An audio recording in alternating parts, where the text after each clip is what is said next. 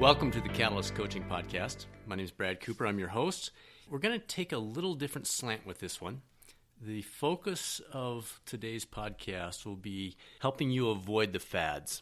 When you look at health and wellness, there's a lot of stuff out there that is, well, frankly, it's just opinion. And people get on their high horse and they're all excited about something and they see a headline and they jump on it. And we don't want you to be that kind of a coach. You're better than that. And we want to help you with that, at least to get started. You're going to need to do this reading on your own on top of what we present here. But every once in a while, I'm going to walk you through just a couple of studies, research studies, that will help you get your arms around some of the key data that's out there and hopefully spark your interest in looking into it in greater detail. Now, before we get started with this one, I just want to mention a resource that may sound kind of funny, but it is a great resource for staying up to date if you pick the right people, and that's Twitter. I didn't use Twitter forever. And then when I started my PhD program, I started following a couple of professors that were experts in my area, and then a couple others, and then a few journals. And wow, it is such a great resource for seeing the latest research in the areas that you're interested in. Again, be careful because you got a lot of people on Twitter who just use that as a soapbox to spout off their, again, opinions. But if you want to look for peer-reviewed research, and that's what you're looking for, peer-reviewed research, not just Brad saying, I think it'd be a great, who cares?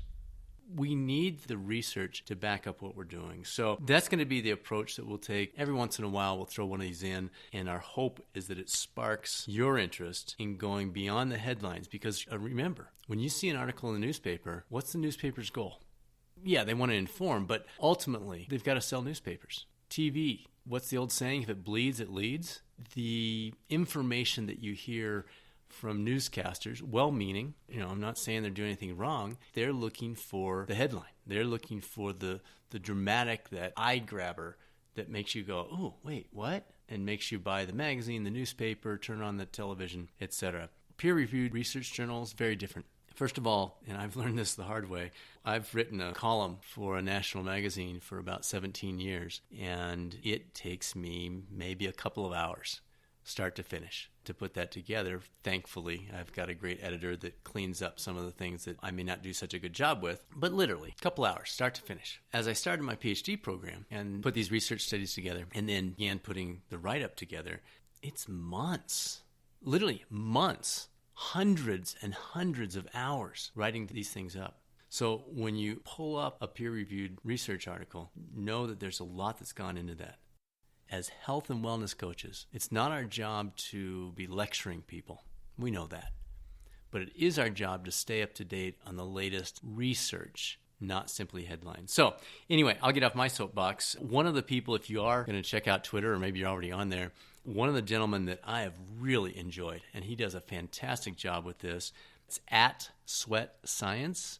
His name is Alex Hutchinson, and he's the author of Endure, the book that came out in 2018. And what he does, he's a PhD, and he goes in and looks at the latest research. In fact, it's very similar to what we're going to do here on this podcast occasionally, where he dives into the latest research and then makes it practical for his readers. So if you're just getting into Twitter, he'd be a great one to start off with. And then you can build off some of the research studies that he's reviewing. Maybe you want to follow the professor or the researcher that put that article in place. So, in any case, we're going to cover two different topics today.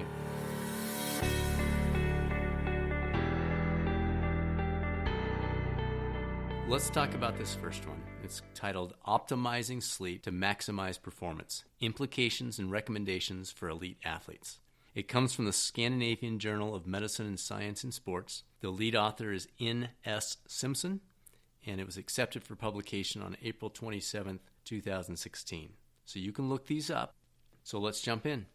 Now, first of all, this is a review article, so it's not a specific study, which probably is of greater value to you as a health and wellness coach, is to get the broader value. There will be times that you want to dive into a specific study and really peel everything back. But generally speaking, these reviews are incredibly valuable because they're pulling together dozens and dozens of research articles and putting it into an easy-to-read format, relatively easy-to-read format, that goes through the key areas. So again, this is about optimizing sleep in athletes. It is so interesting. It's every single element is applicable to us as individuals and what we're doing with our work, our play, our relationships, and our health and wellness. Let me just run through some of the highlights here.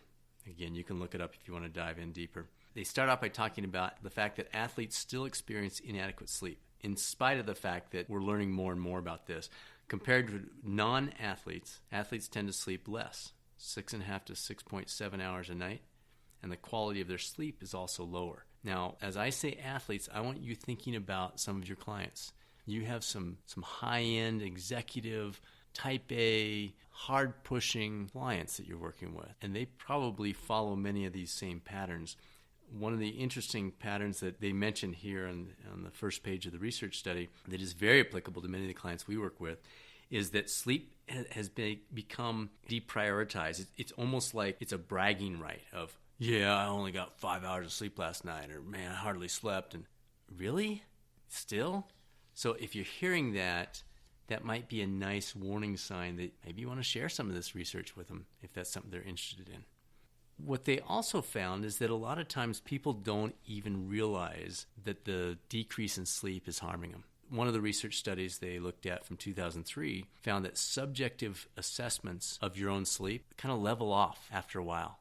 So if you're depleting your sleep and depleting it further and depleting it further, you realize it the first night, the second night, but after the first couple of nights, your body just kind of levels that off and doesn't realize that it's actually getting worse. One of the stats that you've probably heard before, but it jumps off the page, is that 28 hours straight of wakefulness, so that would be a full day and partially into the next morning, is equivalent to a 0.10% blood alcohol content. That's legally intoxicated. So we're functioning, if we're skipping the night's sleep, we're basically functioning under legal intoxication. What they did in this review is they looked at 3 sections: the impact of sleep, the relationship between sleep and physical health, and strategies to optimize sleep going forward. Now, the first thing they walked through is how they pulled this. They basically went through and did specific search terms. You can dive into that. But if you're curious about how they go about it, it might be a nice little lesson on how you might look up a topic that one of your clients is struggling with. The first thing they looked at in terms of results was physical performance. They found that treadmill tests showed shorter distances covered with sleep deprivation. They also found that overall reduced athletic performance took place when you have decreased sleep quantity/quality. Now think about that in terms of our work performance, our daily relationships. It's affecting your ability to do something relatively simple, like run on a treadmill. Clearly, it's going to impact other daily pursuits. They found that reducing sleep duration for just 5 hours, so we're not saying eliminate it, but reducing it to 5 hours for one night, not for a week, not for 3 days straight, but for one night, reduced serving accuracy in tennis players 37 to 53%. I mean, think about that. It's crazy. They found that increasing sleep, this was interesting, and this might be a nice little test to have you do with some of your clients if they're up for it. They had some of the basketball players actually increase their sleep. And what they found is that by increasing their average duration from 6.6 to 8.5 hours a night, they saw a 5% increase in speed, a 9% increase in free throw accuracy, and a 9.2% increase in three-point field goal accuracy. That's crazy. Like, think of that. Most athletes would, I was going to say give their left arm, but that would affect their shooting percentage. But seriously, a 5% improvement in speed, a 9% improvement in shooting accuracy? Wow. Translate that to real life. They looked at neurocognitive performance. Insufficient sleep erodes neurocognitive function, including attention, executive functioning, and learning. In terms of attention, they found that catching up on sleep doesn't immediately restore your full performance. So all those concepts about, I'll kind of just make it through the week and then I'll catch up on Saturday, you can't. I mean, you eventually can, but it doesn't just happen like that. Executive functioning, this is higher level thinking that is required to apply strategy, make decisions, and manage attention. Sounds like real life. Goes down significantly when you reduce sleep. Learning. So if you're working with any students of any age, sleep fosters increased consolidation of memories and allows for faster and better performance on learned tasks requiring physical execution. Injury risk. Insufficient sleep increases risk of injuries. They found with adolescents, this is specifically with athletes, but think about this in a work context, like a warehouse or a grocery store or a hospital. Adolescents sleeping less than 8 hours a night were found to be 1.7 times more likely to experience a significant injury than those sleeping more than 8 hours. Wow. Illness susceptibility.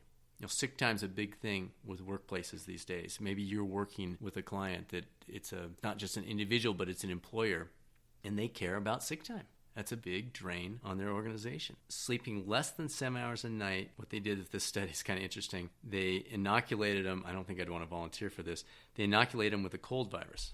And those sleeping less than 7 hours a night were more likely to develop a cold than those sleeping 8+ hours a night. They repeated it, those with less than 6 hours of sleep were more likely to get the cold than those sleeping 7 hours a night. So it's kind of this incremental impact. Weight maintenance, a lot of research on this. And you probably have some clients that weight is one of their key areas.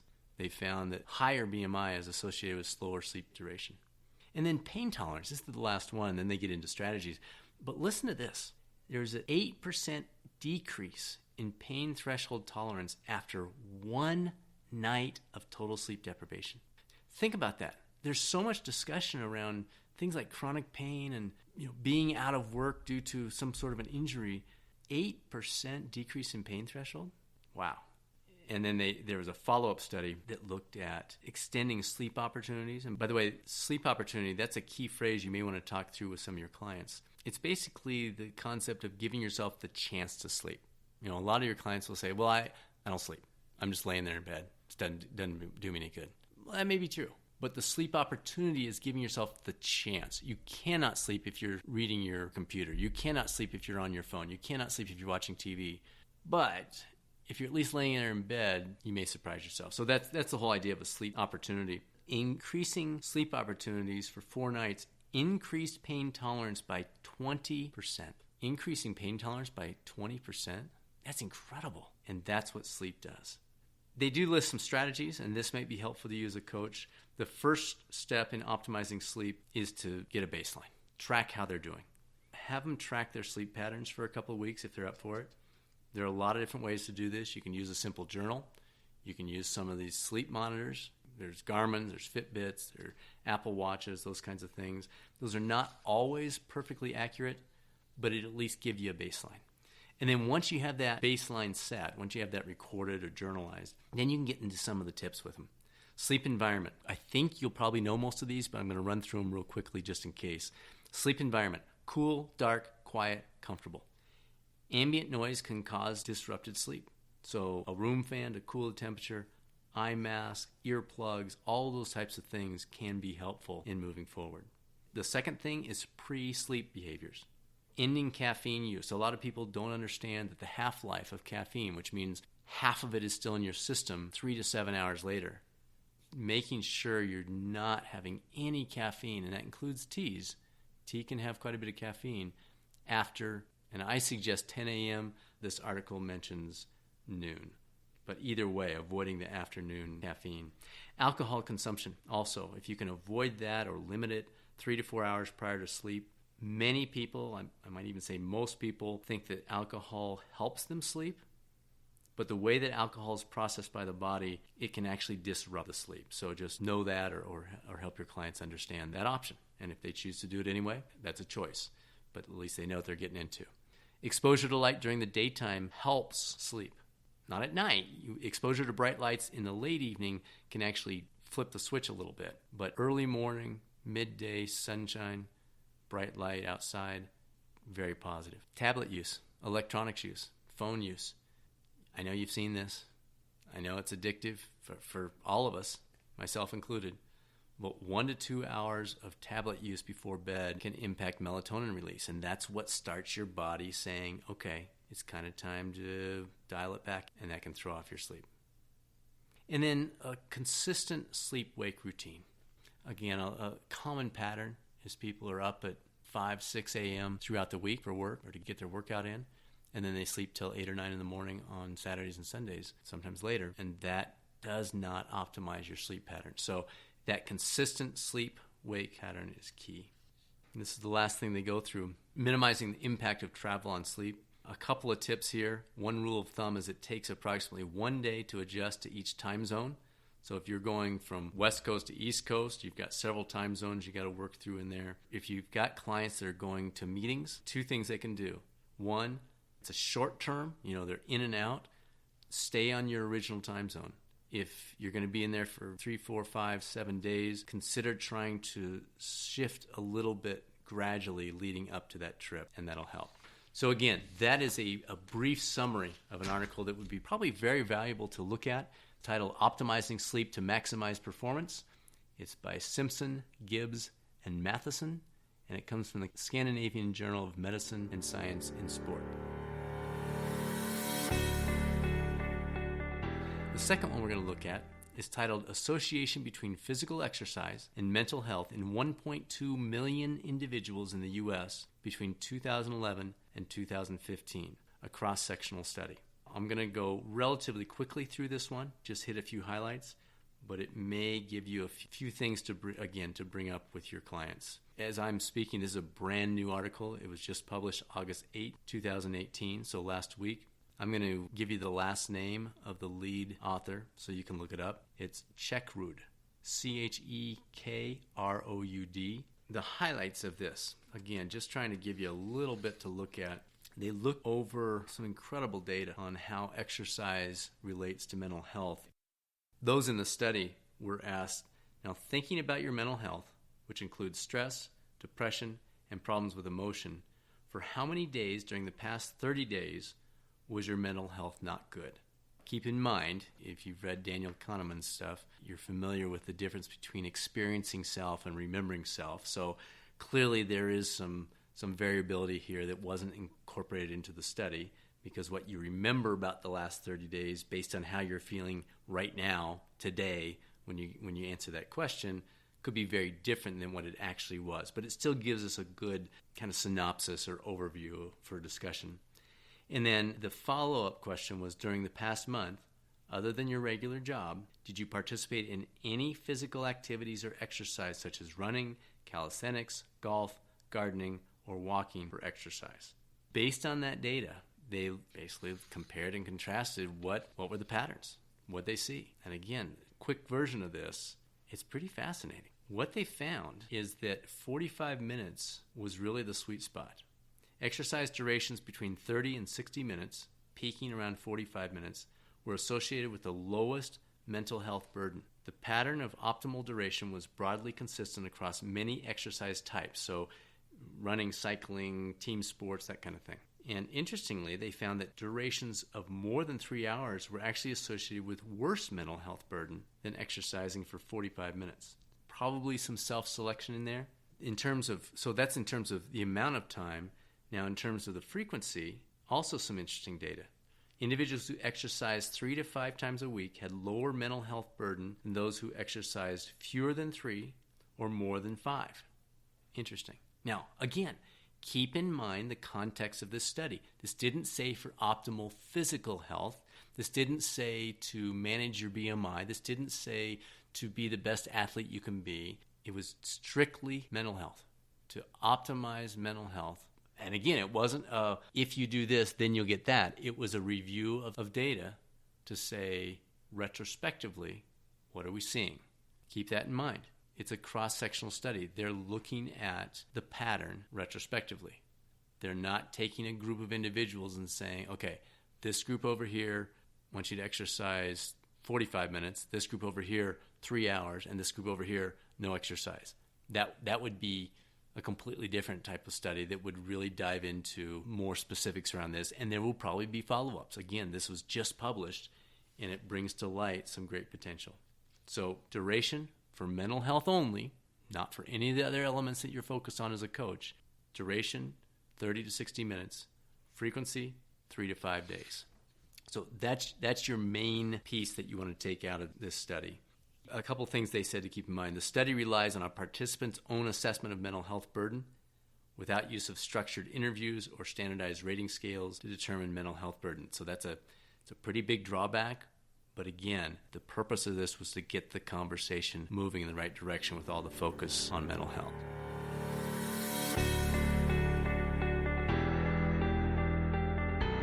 So our goal with today, again, was to try to help make sure that as an effective health and wellness coach, you're not falling prey to the fads. You're not depending on headlines to provide the data that you discuss with your clients. You're digging in. You're finding out, what does the research actually say? Not what was someone's interpretation of it, but what does the data actually say, and how can you use that to help optimize the lives of the clients you serve? And that brings us to the close of the latest episode of the Catalyst Coaching Podcast. Thanks for joining us today. If you like what you hear, there's much more where that comes from. Feel free to subscribe on iTunes or wherever you access your podcasts. And if you don't mind sharing this with somebody else, another peer in the coaching arena, or someone who's thinking about it, we'd really appreciate that as well. You can always reach out to us at results@catalystcoachinginstitute.com, or check out other resources related to these materials, as well as show notes at catalystcoachinginstitute.com. Thanks so much. We'll see you next time.